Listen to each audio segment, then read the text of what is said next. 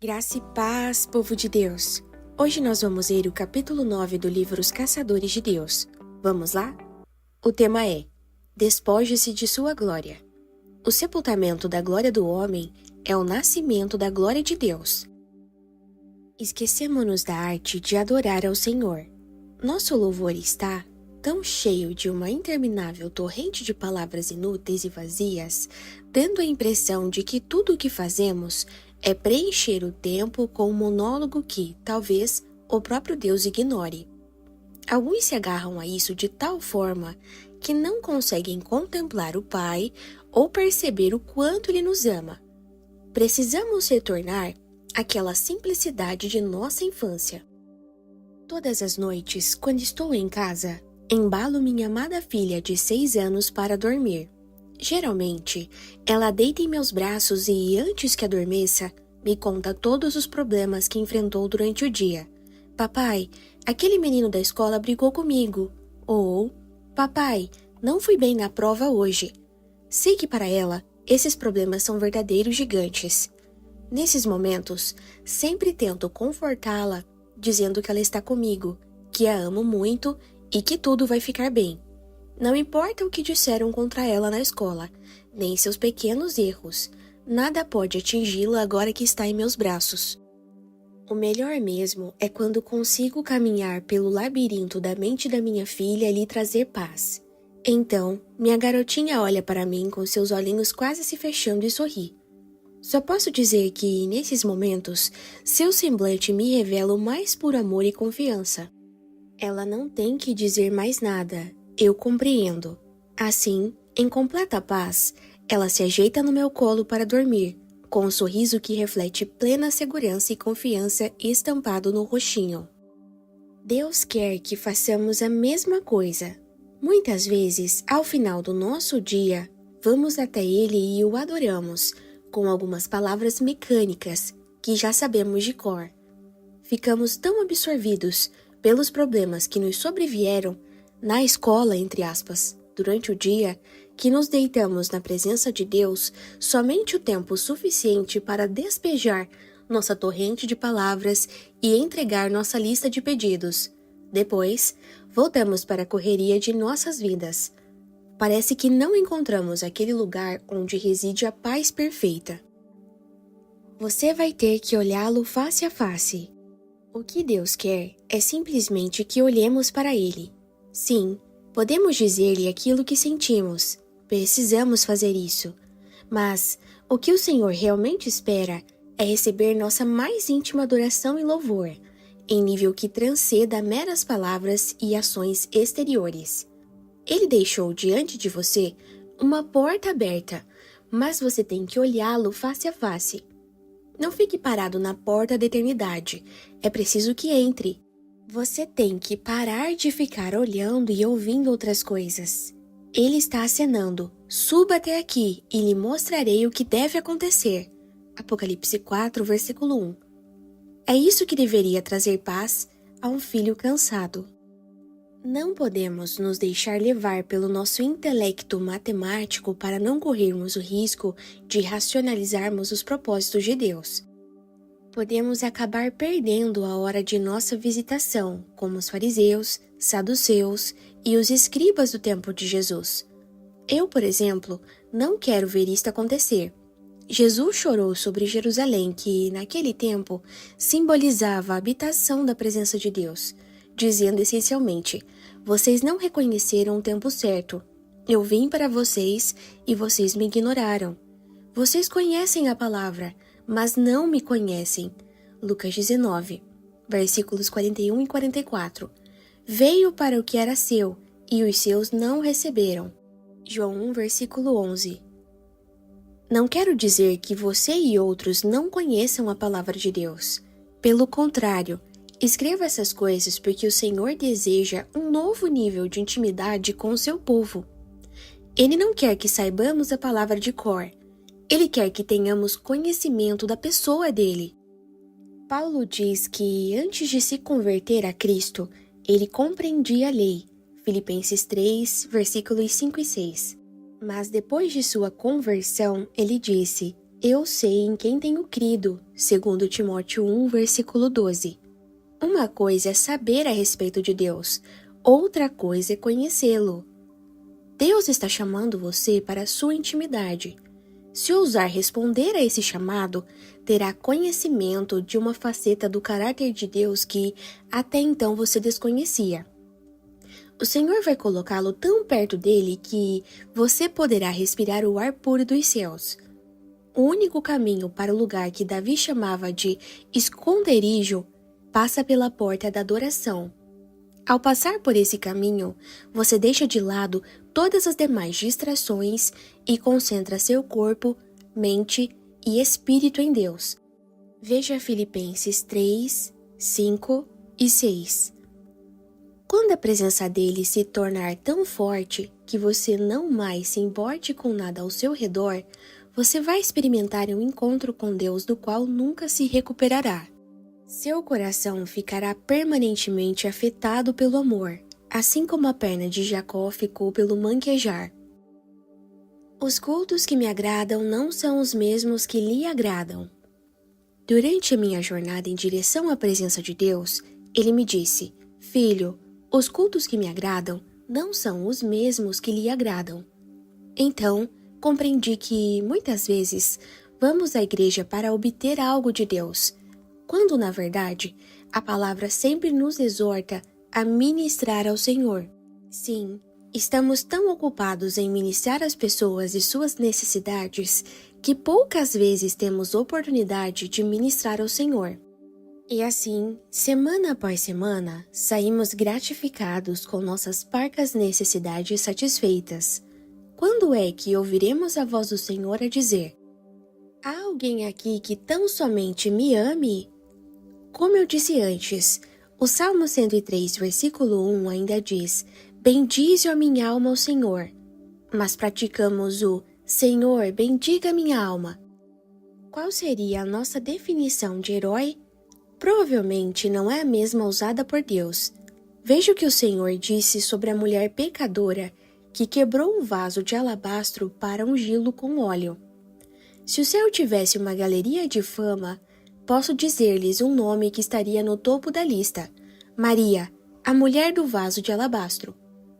O mais espantoso é que os discípulos ficaram tão embaraçados e constrangidos com o ato daquela mulher que quiseram mandá-la embora.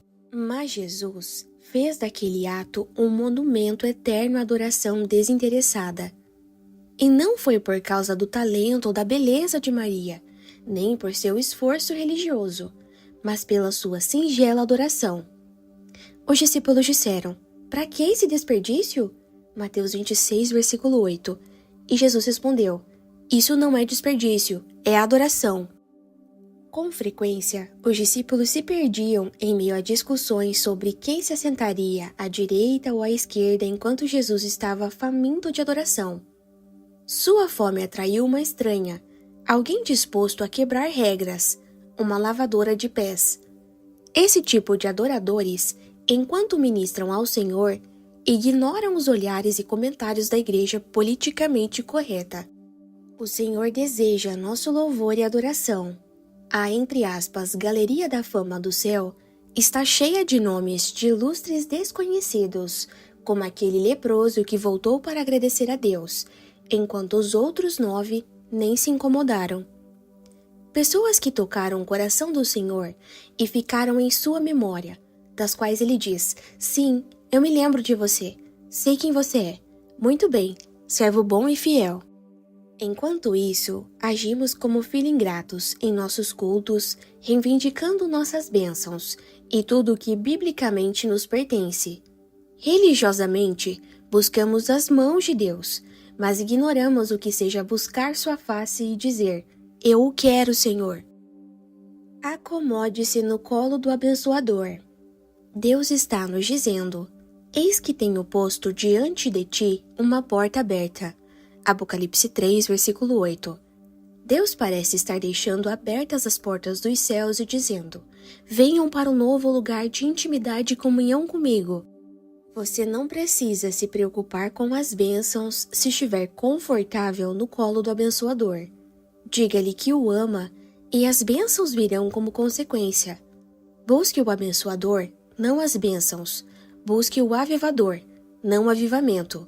Busque a face de Deus, não suas mãos. Vejo muitas vezes nos corredores das igrejas pessoas que subiram ao colo do Pai. Vejo-as inclinarem suas cabeças nos bancos enquanto buscam a face de Deus. Algo está acontecendo na igreja hoje e não tem nada a ver com a manipulação dos homens. Você já não está cansado de tudo isso? Não está faminto por um encontro com o Senhor? Um tipo de encontro que não esteja contaminado com as vãs promoções e manipulações de líderes carnais? Não anseia pela manifestação do Senhor em sua vida? Acredite, você não está sozinho. Existiu uma mulher que marcou o caminho do arrependimento com suas lágrimas e se despojou de sua glória perante o Senhor. Convidado por um dos fariseus para jantar, Jesus foi à casa dele e reclinou-se à mesa. Ao saber que Jesus estava comendo na casa do fariseu, certa mulher daquela cidade, uma pecadora, trouxe um frasco de alabastro com perfume e se colocou atrás de Jesus, a seus pés. Chorando, começou a molhar-lhe os pés com as suas lágrimas. Depois, os enxugou com seus cabelos, beijou-os e os ungiu com o perfume.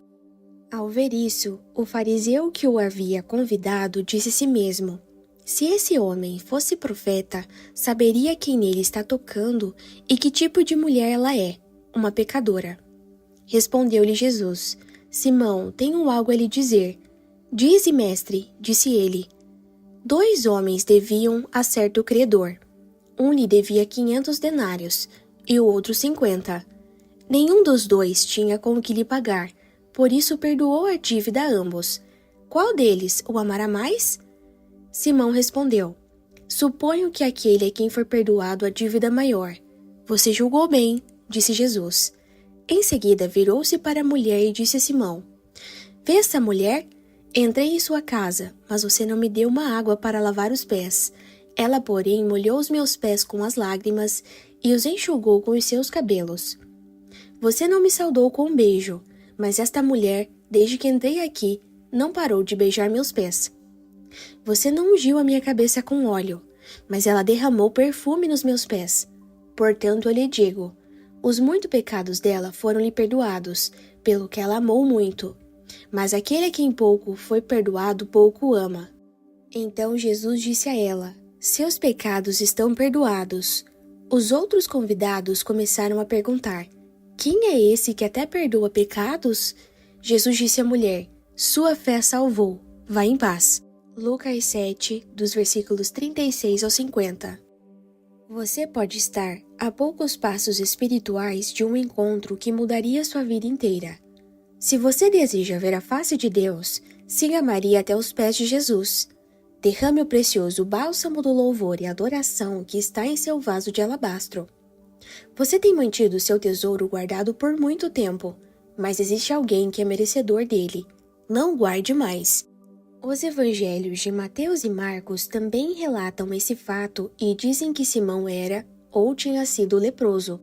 Veja Mateus 26 e Marcos 14. Muitos estudiosos acreditam que o relato apresentado pelo Dr. Lucas era a história de um evento anterior. Mesmo assim, Simão, o fariseu, ainda era um leproso espiritual, porque padecia do pecado desfigurador da hipocrisia. Sempre vemos alguns fariseus com lepra da hipocrisia, mostrando desprezo quando derramamos o melhor de nós aos pés do Senhor. Mas quem se importa? Quem é que sabe dos problemas que foram tirados de nossos ombros naquele momento? Quem conhece as preocupações, medos e ansiedades que desapareceram quando o ouvimos dizer: eu aceito você? Aos olhos de Deus, somos todos leprosos espirituais. Precisamos ser aqueles que se voltam ao Libertador para oferecer ações de graça. Se o Senhor o aceita, você pode ignorar todas as outras vozes que lhe dizem: eu o rejeito. Não quero ser rude, mas quem se importa com todos os outros leprosos que o rejeitam, se você foi aceito e curado pelo rei? Na narrativa registrada nos evangelhos de Mateus e Marcos, os piores críticos de Maria não foram os fariseus ou os saduceus. Eram os próprios discípulos de Jesus, que estavam prontos para expulsar Maria quando Jesus interveio rapidamente. Mas Jesus disse: "Deixai-a, por que a molestais? Ela praticou boa ação para comigo. Ela fez o que pôde. Antecipou-se a me ungir-me para a sepultura. Em verdade vos digo, onde for pregado em todo o mundo o evangelho, será também contado o que ela fez para a sua memória." Marcos 14, dos versículos 6 ao 9. Você está na memória do Senhor? Jesus disse que a mulher que quebrara o vaso de alabastro, ungindo-o para o seu sepultamento, não seria esquecida por onde quer que o evangelho fosse pregado. Em outras palavras, ela estaria sempre na memória de Deus. Você anseia por uma visitação do Senhor? Então terá que preparar lugar para ele em sua vida. Não importa quão cheia e atribulada ela possa parecer agora. Isso significa que os seus tesouros mais preciosos precisam ser quebrados para exalar uma fragrância que fique na lembrança do Senhor. Seu quebrantamento possui um aroma suave diante de Deus. Ele receberá cada lágrima que se derramar pelo seu rosto. A Bíblia diz que ele guarda um odre de memórias para recolher cada lágrima que você derrama. Veja Salmos 56, versículo 8. Deus o ama, então corra para aquele lugar secreto onde você mantém escondido o seu vaso de alabastro, com a unção preciosa que reservou para esse momento especial. Quebre-o aos pés do Senhor e diga: Jesus, eu o amo mais que qualquer outra coisa. Abandonarei tudo, irei onde for preciso. Só quero o Senhor. Mas não se engane. Foi necessário que Maria se humilhasse, enxugando os pés do Senhor com os seus cabelos. A Bíblia diz que o cabelo da mulher é a sua glória. Maria usou da sua glória para enxugar os pés de Jesus. As mulheres nos tempos de Jesus geralmente usavam seus cabelos presos para cima, e quando saíam de casa, eles eram enrolados em um turbante ou envoltos em um véu. Maria provavelmente teve que desfazer seu turbante para enxugar os pés do Senhor. Não quero escandalizar ninguém, mas é importante que tenhamos noção do que isso significava para a reputação de Maria. Naquele tempo, eram usadas sandálias. Quando os convidados entravam em uma casa, elas eram deixadas à porta. A maior parte dos viajantes em Israel compartilhava as estradas com camelos, cavalos e jumentos. Era impossível não ter contato com as fezes desses animais durante o percurso. As sandálias protegiam os pés durante a viagem, mas não eram utilizadas na casa de alguém. Certamente, as marcas da viagem, entre parênteses, inclusive o cheiro dos animais, ainda permaneciam nos pés descalços. Por essa razão, o trabalho, entre aspas, sujo, de lavar os pés de alguém era reservado aos servos mais insignificantes da casa. Qualquer servo que lavasse os pés dos convidados já era automaticamente contado entre os escravos mais desprezíveis e era abertamente tratado com indiferença. Imagine a humildade da adoração apresentada por Maria. Ela desmanchou, entre aspas, sua glória, seus cabelos, para enxugar os pés do Senhor. Nossa justiça e glória não passam de trapos, só servem para enxugar os pés do Senhor. Veja Isaías 64, versículo 6. Naquele tempo, se você realmente quisesse desonrar e humilhar uma pessoa que chegasse à sua casa, bastava fazer com que seus servos não se preocupassem em lavar os pés dela. Principalmente na casa de um fariseu, que tanto valorizava a limpeza exterior. Jesus diz claramente que, ao entrar na casa de Simão, ninguém se preocupou em lavar os pés. Lucas 7, versículo 44. Simão queria que Jesus estivesse em sua casa, mas não queria honrá-lo. Quantas vezes queremos a presença de Deus em nossos cultos, mas nos recusamos a louvá-lo como deveríamos? Nossos cultos são realizados para Deus ou para os homens? Por muito tempo, a igreja tem pedido a presença de Deus, mas nunca o coloca em uma posição de honra. Isso significa que tudo o que queremos são os seus, entre aspas, brinquedos. Queremos as curas, os dons sobrenaturais e todos os milagres que ele pode fazer. mas na verdade não queremos honrá-lo.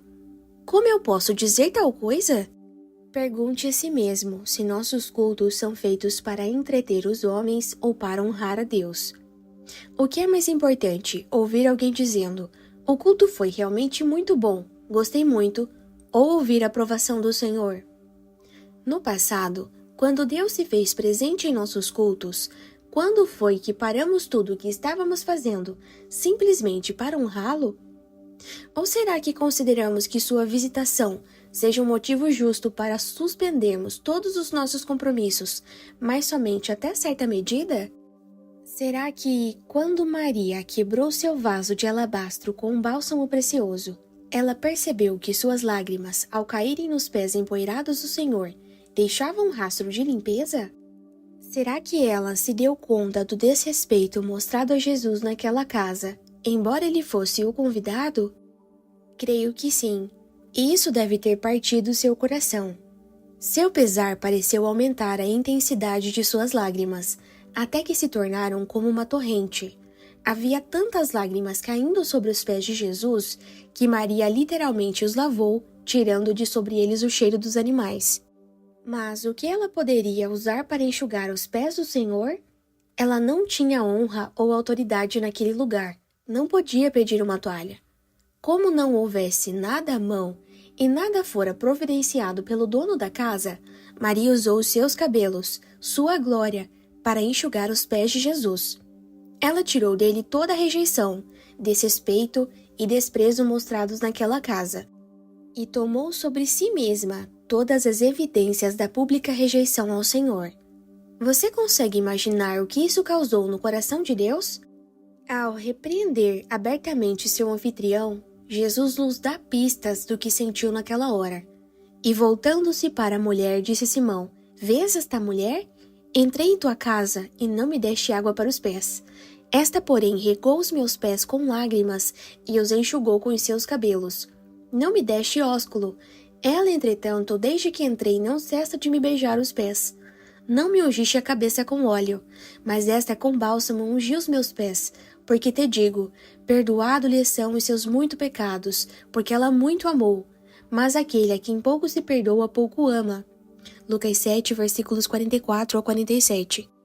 Você tem que se despojar de sua glória para ministrar ao Senhor. O Senhor me disse: "Maria despojou-se de sua glória para ministrar a mim." Se todos os discípulos estivessem presentes, havia no mínimo mais 12 pessoas naquela casa. Mas ninguém alcançou o mesmo nível de intimidade que aquela mulher. Os discípulos, embora fossem boas pessoas como Pedro, Tiago e João, fracassaram. Ouça, meu amigo, você pode estar tão ocupado sendo um discípulo atuante que pode estar fracassando na adoração. Você acha que Deus precisa que façamos coisas para Ele? Não é Ele o Criador que deixou os céus para escavar os 7 mares com a palma da mão? Não foi Deus que premeu a terra para fazer as montanhas? Então, é óbvio que Ele não precisa que você, entre aspas, faça nada. O Senhor quer sua adoração. Jesus disse à mulher junto ao poço: "Os verdadeiros adoradores adorarão o Pai em espírito e em verdade, porque são estes que o Pai procura para seus adoradores." João 4, versículo 23. Assim como muitos pastores, ministros e diáconos nas igrejas de hoje, os discípulos ficaram nervosos ao ver aquele tipo de fome por Deus. "Alguém pare essa mulher", teriam dito. Mas Jesus interveio. "Não, finalmente alguém está fazendo algo correto. Não ousem parar essa mulher." As igrejas hoje não têm lugar para as Marias com vasos de alabastros, porque elas nos constrangem quando começam a desmantelar sua glória, orgulho e ego na frente de todo mundo. O problema é que nossa glória, orgulho e ego se sobrepõem à humildade. Deus está dizendo ao seu povo: se vocês estiverem dispostos a se despojarem da sua glória, eu os trarei para perto de mim. Posso ouvi-lo dizer: esqueça sua glória, coloque seu ego de lado. Não me importa quem você seja, o que sinta ou quão importante pense ser. Eu o quero, mas primeiro você tem que esmigalhar sua glória. Por quê? Porque o sepultamento da glória do homem é o nascimento da glória de Deus. A paixão de Maria atingira tão alto nível que ela poderia dizer: não estou nem aí se as pessoas estão me vendo fazer isso. Talvez você sinta um aperto no peito ao ler essas palavras. Posso garantir que você já aprendeu como manter a pose, mesmo que esteja louco para cair aos pés do Senhor, clamando por perdão e misericórdia. Deixe que o amor que existe em você quebre aquela casca que encobre aquilo que você realmente é. Você é aquilo que pensa. Deus quer que você, espontânea e corajosamente, deixe que o mundo saiba o quanto você o ama. Mesmo que você tenha que, entre aspas, esmiuçar sua glória na frente de vários discípulos. Quebre o seu vaso de alabastro, onde está guardado o que você tem de mais precioso, e mostre publicamente sua paixão pelo Senhor. Deus não precisa de seu culto religioso, Ele quer a sua adoração. E a única adoração aceita por Ele é a que provém da humildade.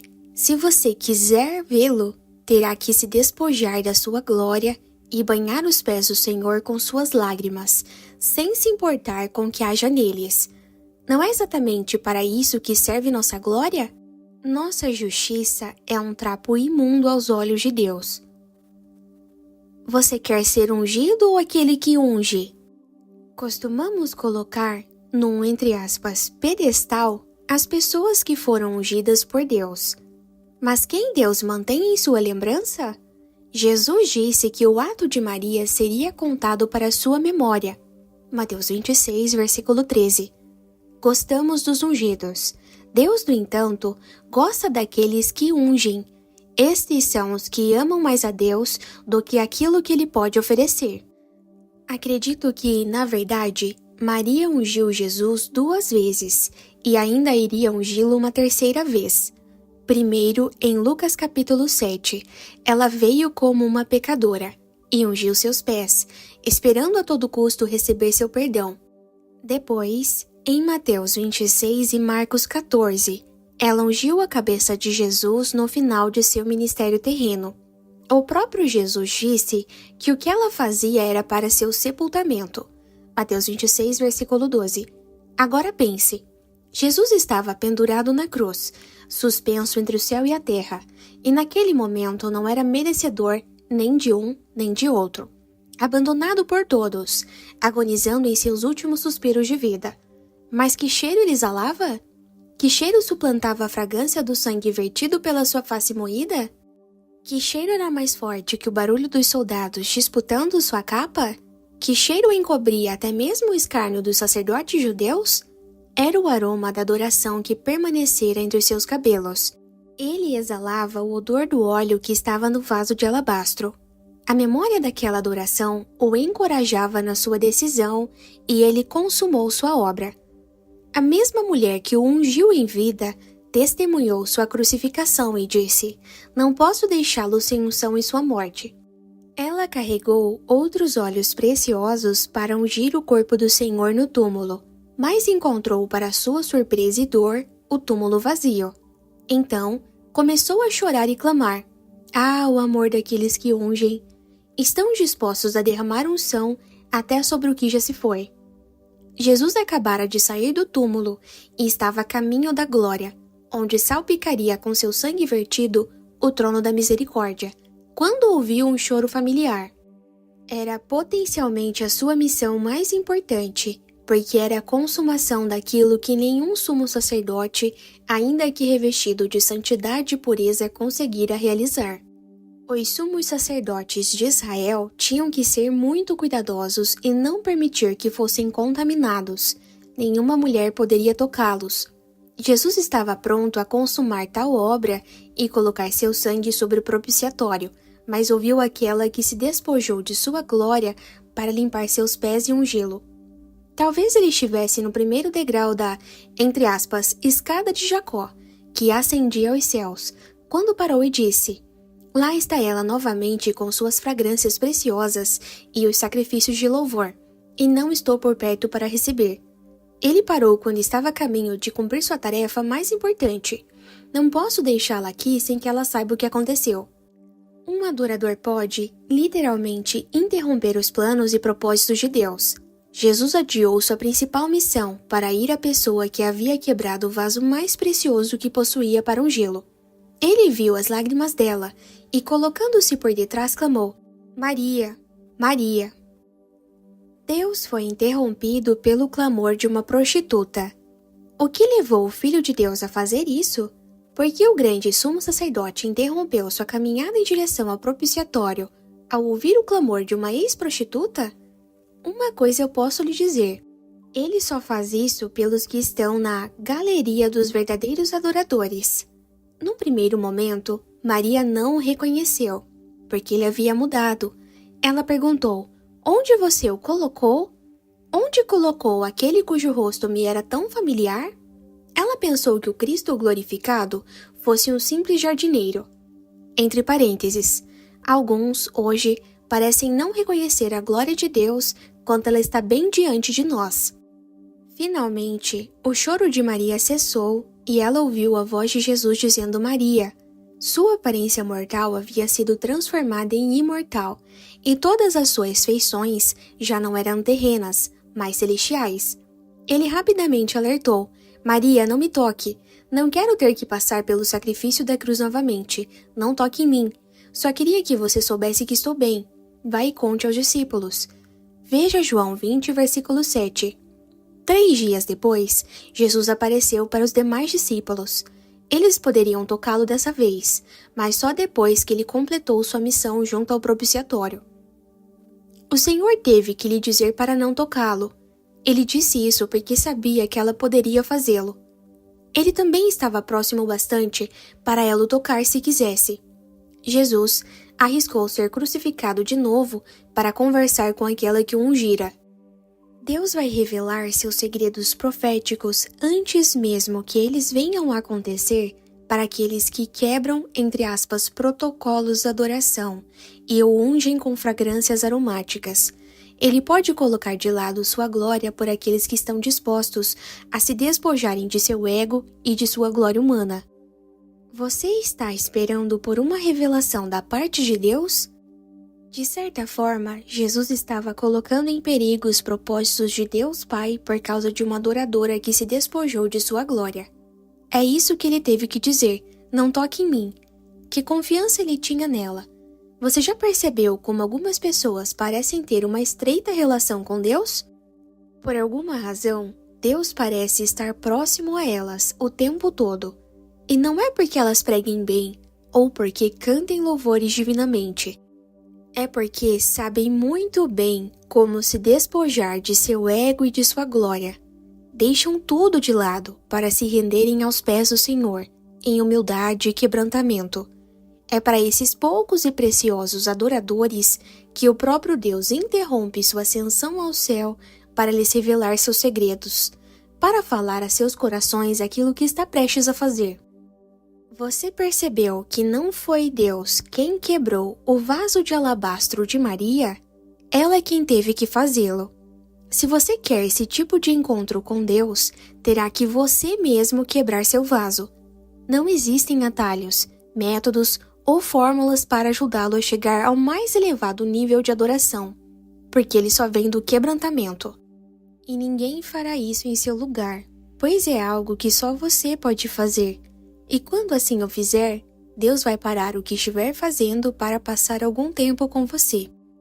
Se ele ouvir o menor barulho de seu vaso precioso sendo quebrado, se ele perceber o menor sinal de que você esteja se despojando de sua glória, então interromperá o que estiver fazendo e se voltará para você, pois não desprezará um coração contrito e quebrantado. Veja Salmo 51. Ele vai mover céus e terra para visitá-lo. Quer saber por que algumas igrejas experimentam um avivamento ou por que algumas pessoas têm intimidade com Deus? A resposta é quebrantamento. O quebrantamento do coração delas chama a atenção de Deus. Tudo começa quando o amor que você tem por Ele suplanta o medo do que os outros possam pensar. Você não pode buscar a face do Senhor e preservar a sua própria face. A destruição da sua glória O despojamento, se assim aprouver, é o começo da glória de Deus,